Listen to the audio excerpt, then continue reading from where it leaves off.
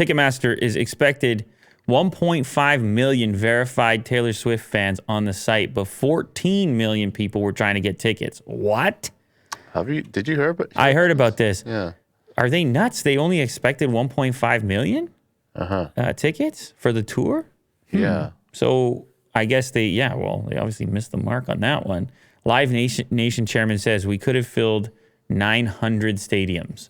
So they're big, that's kind of a cool thing to do. They're bigging up Taylor Swift. They're like, man, she's just got so many fans, we can't handle it. Apparently she's upset too. I'm sure she's upset, obviously. Your fans are trying to get your tickets, and now will they still buy them because they had such a headache? I mean, I assume they will. She's got some serious fans. Ticketmaster was only supposed to be open to 1.5 million verified Taylor Swift fans for pre-sale. Live Nation's chairman said 14 million people tried to get tickets and could have filled 900 stadiums. Greg Maffei said the company is sympathetic to fans for long wait times and website issues. That's the thing. They left it open. They're all stressing out. They need their Taylor Swift tickets. This is the Eras Tour. This was on Tuesday. Despite all the challenges and the breakdowns, we did sell over 2 million tickets that day. He's like, hey, we're pretty good. We sold 2 million. Who else sold 2 million tickets that day? They're like, you're Ticketmaster. You're the only option. You better figure it out if you're going to buy up all your competitors and whatever else they've done. Ticketmaster says its verified fan program is intended to create a safe and reliable ticket buying experience for fans of different artists and teams, and to level the playing field so that more tickets go to fans who intend to go to the show and not to ticket bots. That's for the resellers. People register to be a verified fan, and if they are selected, they receive an access code the night before pre-sale opens. Are they getting too crafty with this, Will? Did they overstep on that? Is Taylor Swift sitting there like, hey, what is this verified fan situation? Yeah.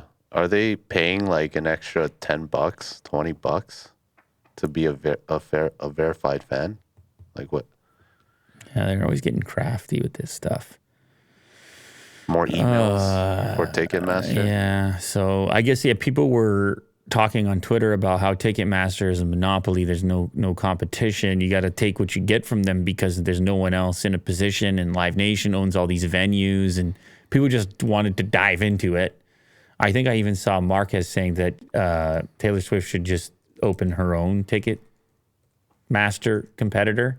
But I feel like that's been tried in the past, and it's just so daunting because of the venues. There's only so many venues that would make sense for somebody like her. And how much money do you want her to invest in this? Like, it's really outside the scope of an individual artist. I mean, you'd have to probably get a bunch together with very deep pockets in order to figure that out.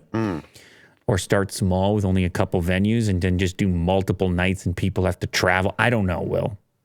Yeah. But if it's a central place and then people know where to get the tickets, wouldn't it be easier? But it would be a big onus on Ticketmaster, right? Well, I think the idea is that in any environment where you have one player that controls almost anything, you have no ability to rectify problems. Like, you have no alternative. Without competition, you have no ability to take your business elsewhere. to say screw you, Ticketmaster, I'm going to get my tickets from this place instead. Right. Or to say, hey, you guys suck, your new tech or your new verified fan program to make more money, I don't want to take part in it. I'm not going to pay this premium, or I don't even know how it's being implemented, but whatever it is, it was a hassle for people.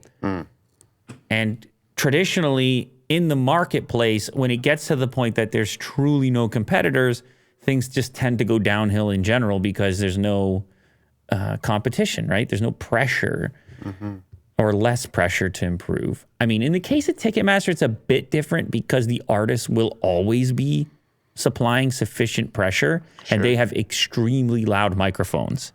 So Ticketmaster can't just be freewheeling over there and increasing their fees forever, although I presume they do that as much as they can. Since they're a monopoly, really. Well, yeah, and I don't know if they are technically to that extent at this moment, but they are extremely powerful.